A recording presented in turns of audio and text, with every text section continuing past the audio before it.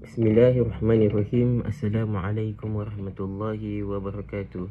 Alhamdulillahi rabbil alamin. Hamdan hamidin, hamdan syafi'in, hamdan yuafi ni'amahu wa yukafi'u mazidah.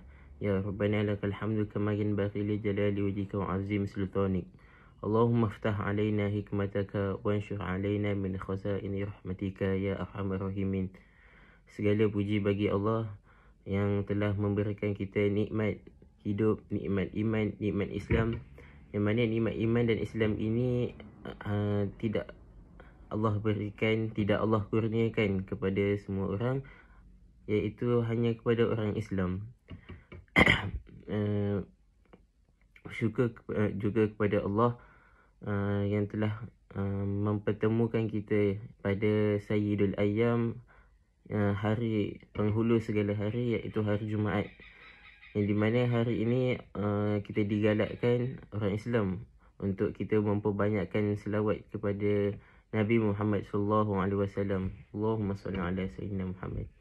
Insya-Allah tazkirah pada hari ini adalah berkisarkan tentang pengorbanan. Allah Subhanahu wa taala berfirman di dalam Al-Quran,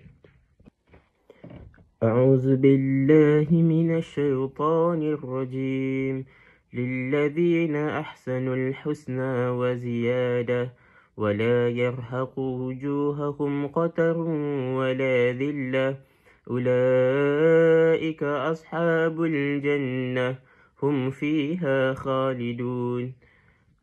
Maksudnya, bagi orang-orang yang berbuat baik ada pahala yang terbaik, iaitu syurga dan tambahannya, dan muka mereka tidak ditutupi debu hitam dan tidak pula kehinaan. Mereka itulah penghuni syurga, mereka kekal di dalamnya. Surah Yunus ayat 26. Hidup ini adalah merupakan satu pengorbanan. Banyak jenis pengorbanan yang kita boleh lakukan sebagai seorang Muslim. Pengorbanan daripada harta, daripada jiwa raga, kita berjuang berjihad menentang orang kafir, dan pengorbanan sebagai seorang ibu bapa yang untuk mendidik anaknya menjadi seorang yang baik, dan pengorbanan seorang pelajar yang berjihad untuk menuntut ilmu, itu juga merupakan satu pengorbanan. Baru ini kita telah merayakan Aidul Adha, yang di mana kita digalakkan, kita dianjurkan oleh Islam untuk kita mengorbankan harta benda. Kita digalakkan untuk mengorbankan haiwan ternakan seperti lembu, kambing dan sebagainya. Aidil Adha yang kita rayakan juga mengingatkan kita kepada pengorbanan Nabi Ibrahim dan anaknya Nabi Ismail, yang di mana Nabi Ibrahim disuruh oleh Allah untuk mengorbankan, untuk menyembelih anaknya Nabi Ismail.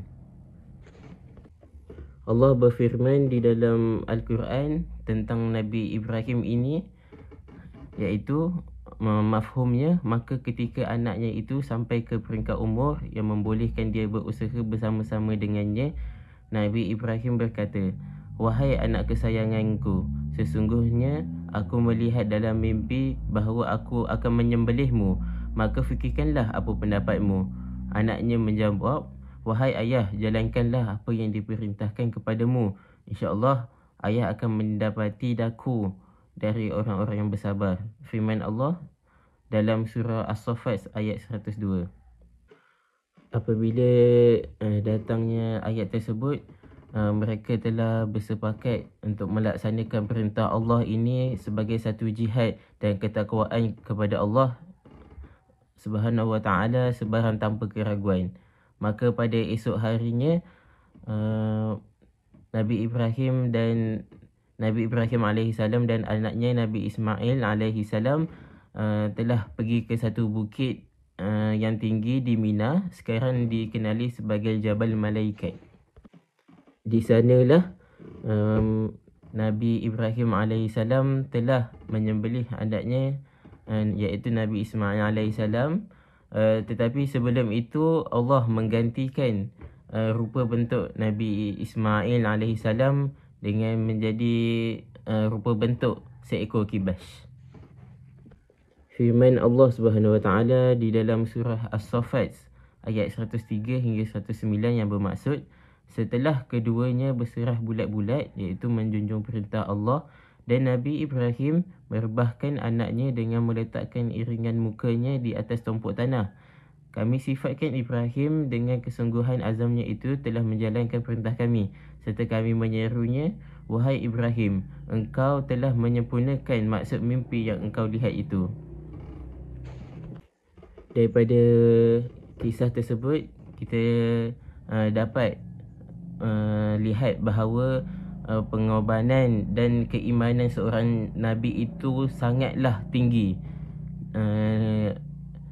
Pengorbanan yang diberikan oleh Nabi Ibrahim alaihissalam adalah sangat tinggi. Sesuatu keimanan yang sangat tinggi, kepercayaan dan ketakwaan dia kepada Allah. Bayangkan jika kita terpaksa pukul anak kita, pukul pun mungkin itu dah sangat menyayat hati kita, apatah lagi ini menyembelih anaknya. Jadi itu dalam kisah ni dapat menunjukkan bahawa keimanan seorang Nabi itu tiada tandingan. Yang kedua yang kita dapat lihat adalah pengorbanan dan keimanan terhadap Allah Subhanahu Wa Taala yang sangat dahsyat yang ditunjukkan oleh keluarga Nabi Ibrahim, sehingga ianya menjadi satu syariat, iaitu ibadah korban, sehingga ibadah tu kekal hingga akhir zaman. Ini bermaksud Allah menunjukkan kepada kita apa yang kita miliki ini bukanlah kekal selamanya untuk kita, dan ia hanyalah pinjaman daripada Allah Subhanahu Wa Taala. Baju yang kita ada, rumah tempat tinggal yang kita ada, kereta yang mewah yang kita ada, semuanya merupakan pinjaman daripada Allah Subhanahu Wa Taala, dan satu masa nanti Allah akan mengambilnya daripada kita. Kerana hidup di dunia ini bukanlah hidup yang kekal, dan ianya hanya sementara. Pada satu saat nanti kita akan tinggalkan segala apa yang kita ada di dunia ini, segala kemewahan yang kita dapat di dunia ini, kita semua akan tinggalkan, dan kita hanya akan tinggal di dalam kubur keseorangan. Jadi apalah sangat dunia yang Allah bagi ini, jika kita tidak mengorbankan, jika kita tidak infakkan kepada jalan Allah, maka sia-sialah jika Allah memberikan kita kenikmatan, jika Allah memberikan kita kemewahan, hidup senang lenang, tetapi kita lupakan Allah. Kita lupa yang bahawa semua yang kita ada di dunia ini hanyalah pinjaman yang Allah bagi kepada kita. Sebaiknya kita menggunakan segala kesenangan ini untuk berjihad di jalan Allah, menyebarkan syiar Islam, berdakwah, mengajak orang kepada kebaikan, dan menegur orang daripada melakukan keburukan, melakukan kepada maksiat. Jadi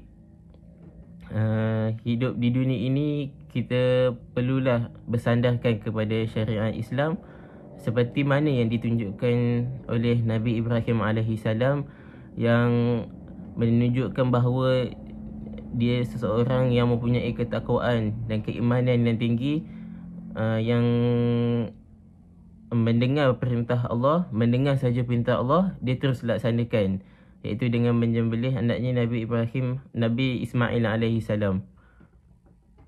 Jadi dengan kisah ini dapat menunjukkan bahawa kita perlulah mencontohi, meneladani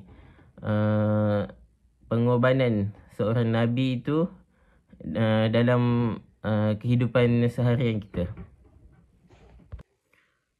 Maka cukup sampai di situ saja tazkirah kita pada hari ini. Kita tutup dengan tasbih kafarah dan suratul As. Subhanallah.